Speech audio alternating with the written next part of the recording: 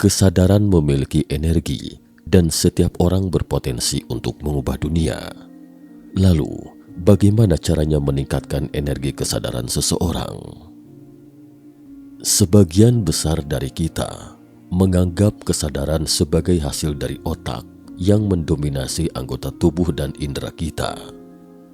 Jika ada yang mengatakan bahwa kesadaran manusia memiliki tingkat energi yang lebih tinggi, yang tidak hanya dapat mengubah tubuh manusia, tetapi juga dapat mengubah lingkungan sekitar, bahkan dapat menentukan nasib seseorang. Bukankah ini menakjubkan? Salam sehat sejahtera pemirsa setia mata ketiga.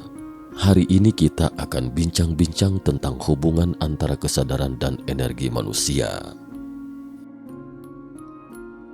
Efek placebo dan nocebo.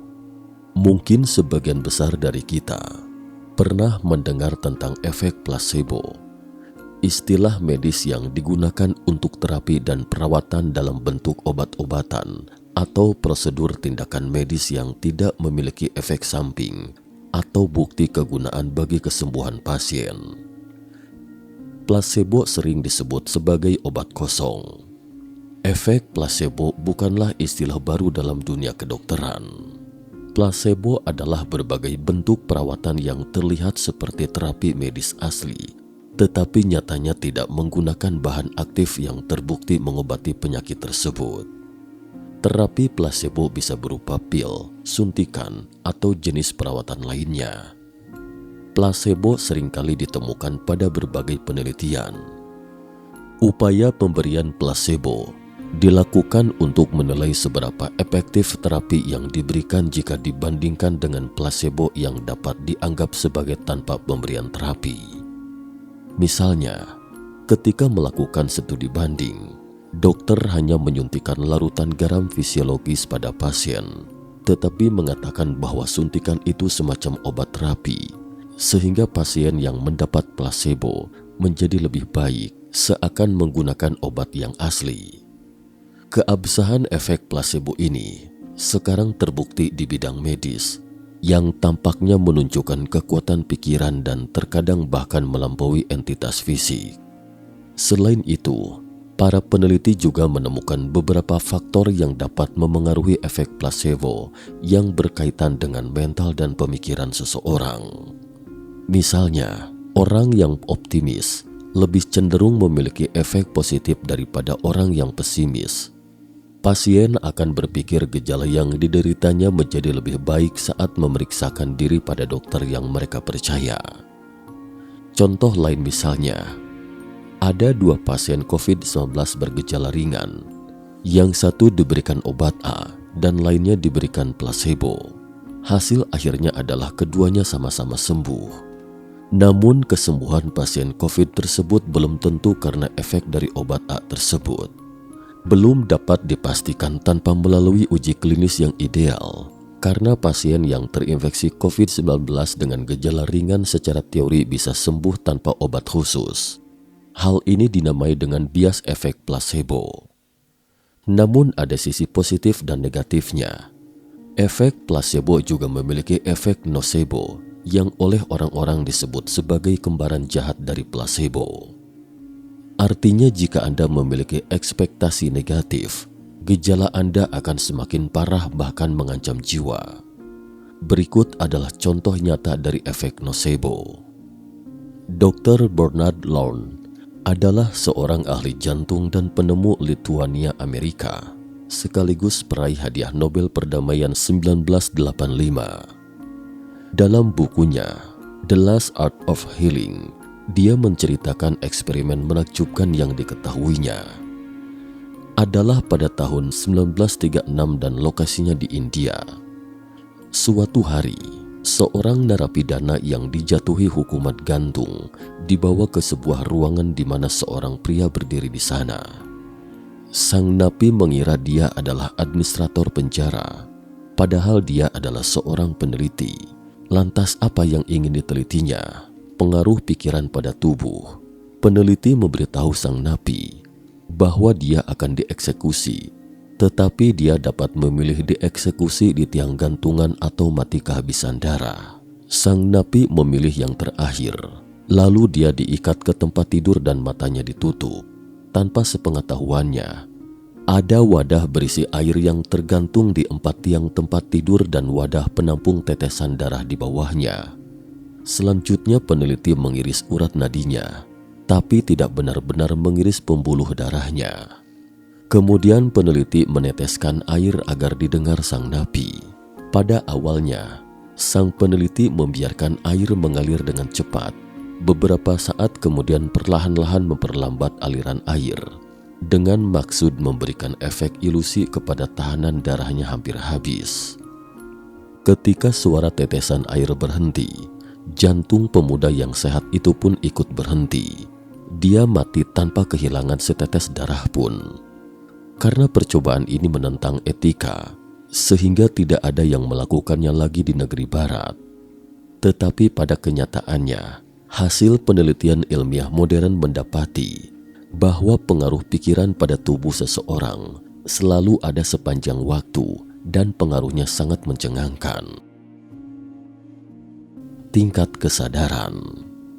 David R. Hawkins, seorang psikiater, penulis, pendidik dan peneliti yang terkenal, telah memberikan kontribusi yang signifikan dalam mengembangkan konsep skala kesadaran. Skala ini adalah sebuah alat yang digunakan untuk mengukur tingkat kesadaran manusia berdasarkan pengukuran energi dan frekuensi yang terlibat dalam pemikiran dan emosi seseorang. Melalui pendekatan ini, Hawkins mencoba menggambarkan perjalanan spiritual manusia dan memberikan pandangan holistik tentang kondisi manusia. David R. Hawkins lahir pada tahun 1927 di Amerika Serikat dan memperoleh gelar kedokteran dari Universitas Wisconsin. Setelah menyelesaikan studinya, ia menjadi seorang psikiater dan kemudian mengabdikan hidupnya untuk memahami aspek-aspek spiritualitas manusia. Dengan pengalaman meditatif dan penelitian yang mendalam, Hawkins mengembangkan wawasan dan pemahaman yang unik tentang kesadaran manusia. Menariknya, Hawkins awalnya adalah seorang ateis setelah membaca karya Thomas Paine berjudul The Age of Reason ketika ia masih remaja. David meninggal pada September 2012 di Arizona, Amerika Serikat. Bersama dengan sarjana lain, Hawkins menghabiskan lebih dari 20 tahun mempelajari kesadaran manusia dan frekuensi getaran tubuh manusia, kemudian merumuskan The Map of Consciousness Explained atau peta kesadaran Hawkins. Selama periode tersebut, subjek uji yang dipilih secara acak tersebar di Amerika Serikat, Kanada, Meksiko, Amerika Selatan, Eropa Utara dan berbagai tempat lain, termasuk berbagai indikator keragaman seperti ras, budaya, pekerjaan, usia dan semacamnya, mengumpulkan jutaan data dan lebih dari 250.000 koreksi kontrastif untuk menentukan nilai, sikap dan emosi seseorang untuk menunjukkan tingkat kesadaran seseorang. Sebagai tambahan, kesadaran adalah sebuah sistem dalam diri kita. Sistem ini terdiri dari input informasi, bisa berasal dari panca indera, data yang tersimpan pada jiwa, data yang diberikan oleh rohani, prosesor pemrosesan data, otak manusia dan energi sebagai penggerak utama. Manusia jarang memperhatikan dan meningkatkan fungsi fasilitas sistem kesadaran yang ada dalam diri mereka. Sumber kesadaran berasal dari hati, dan hati merupakan bagian dari roh, sebagai wahana terluar tempat bersemayamnya rohani atau nurani. Roh adalah inti hidup. Setiap yang hidup mengandung energi, khusus pada manusia di dalam hatinya, mengandung energi kesadaran yang bersifat universal. Kualitas energi kesadaran mampu menjangkau seluruh keberadaan di alam semesta, termasuk menjangkau Sang Pencipta. Sementara menurut KBBI, Kamus Besar Bahasa Indonesia, kesadaran berarti keadaan mengerti, sementara kesadaran diri memiliki arti kesadaran seseorang atas keadaan dirinya sendiri. Kesadaran yang kita bahas di sini mengacu pada keadaan untuk memahami semua aspek yang ada pada diri kita, baik itu aspek mental, emosional, dan spiritual. Kesadaran kita sebagai manusia sebenarnya sama dengan cara kita melihat dan memandang realitas. Karenanya persepsi, keyakinan, pola pikir, dan nilai-nilai yang Anda pegang saat ini merupakan buah dari kesadaran yang kita jalani. Seringkali orang bilang, jika kita sudah bisa mengambil hikmah dari apa yang telah terjadi, maka kita disebut naik kelas atau level. Hal ini sebenarnya dinamakan sebagai pergeseran kesadaran. Karena sebuah pencerahan baru, kita bisa melepaskan diri dari kesadaran lama, sehingga hasilnya kita memperoleh pelajaran baru dan bisa bersikap lebih dewasa.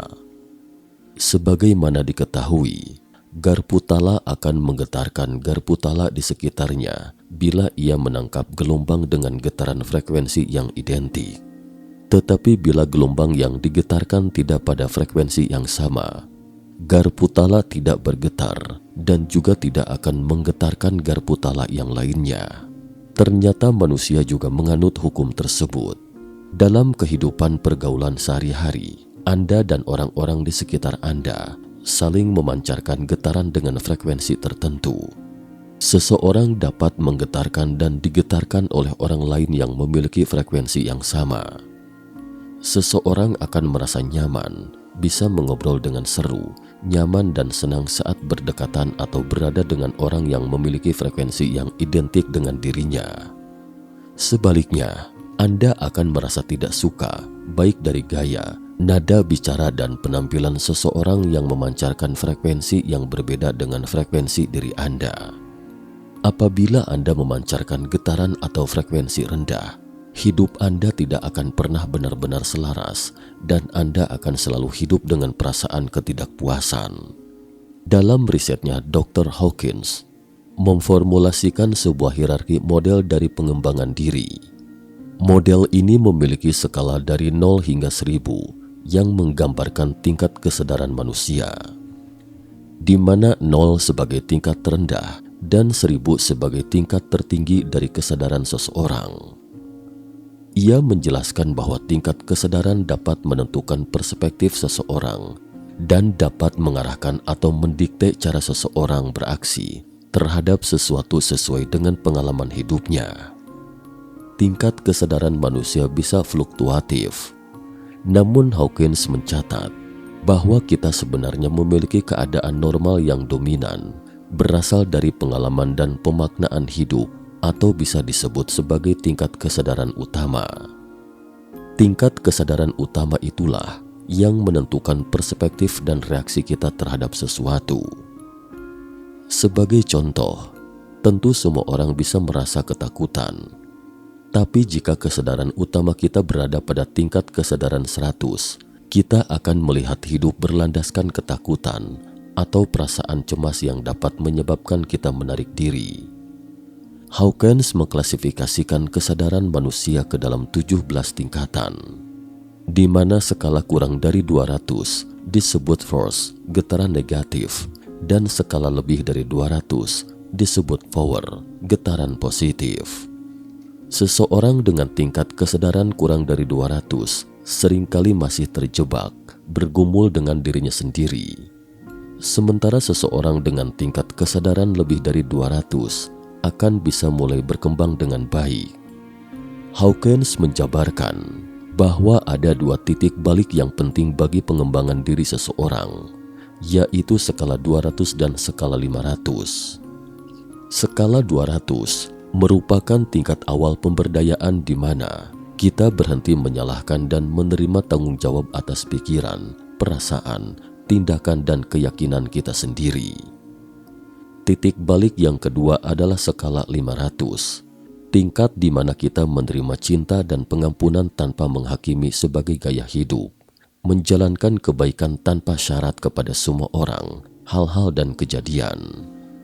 Terkait peta kesadaran Hawkins, pernah dipaparkan secara singkat di episode video mata ketiga sebelumnya, jadi saya tidak akan mengulasnya lagi lebih lanjut di sini.